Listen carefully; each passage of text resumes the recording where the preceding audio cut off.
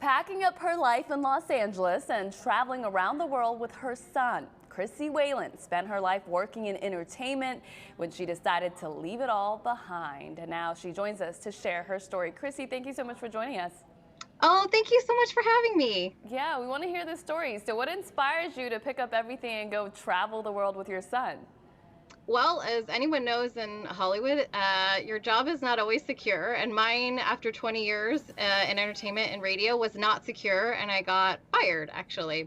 And I think it's important to say that part of the story because usually people tell something really inspirational, and mine just came out of like, oh my gosh, I've just been fired from one of my biggest jobs, and now I have to figure out what to do as a single mom. And I started taking the free time that I had to look at what I wanted, and travel just kept coming up as something that my son and I were super passionate about.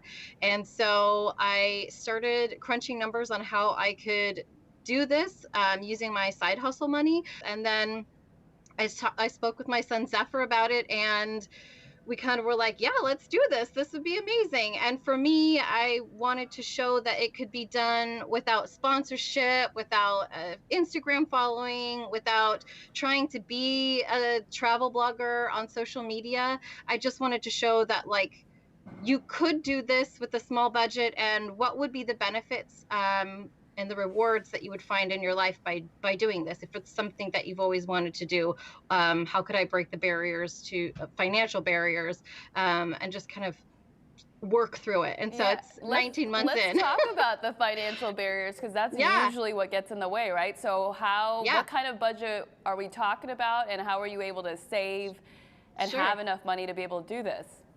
So if I was advising people, I would say have like a nice chunk of money to do this. And it's sort of like, first I would say, what does your travel look like to you? If you're expecting that you want to stay in fancy places, well, then you probably need a large sum of money, like upwards of a savings of $50,000 or $100,000 or more. But I didn't have that. I had about $20,000 to play with. So it was like shifting my mindset of like, okay, I'm going to do this, and worst case scenario, it's not going to work and I'll just come back. But I tried to give myself a little bit of a safety net.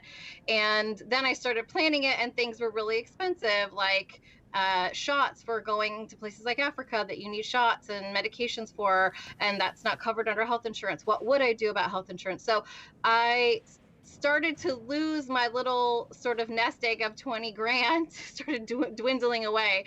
And so what I just realized was like, okay, what is my rent in Los Angeles? Have that. I can't ever spend more than what I had in Los Angeles for rent. And so for me now, I spend between $25 and $85 a night on accommodations, and some places that actually goes really far, and some places that means you're in very humble accommodations. So like right now, I'm talking to you from Paris, and I'm in a teeny tiny loft in the center of the city, but I'm paying 45 US a night for that, which is a huge bargain. And I buy groceries, and I budget our dollar, and we live like locals where we go. I'm showing my son the world, not showing him an extended holiday. So the benefit in having no money is that you end up kind of having to live a little bit more local, and you end up getting more connected to the local cities that you visit because you're not staying in a resort or an all-inclusive. So what's the biggest difference in terms of your family's overall happiness now versus before?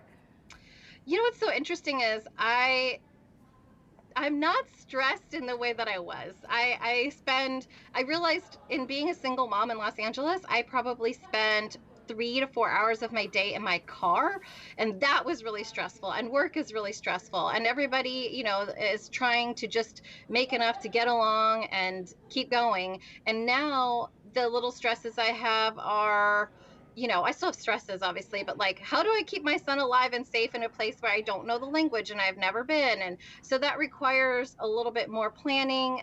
So we are spontaneous, but it's not spontaneous to the point of like, I still have to be the parent. I still have to be in control. I still have to know how to get from point A to point B. This story, I'm sure, will be so inspirational to a lot of people who feel maybe trapped in their Oh, thank you. own lives. So thank you so much for sharing it with us.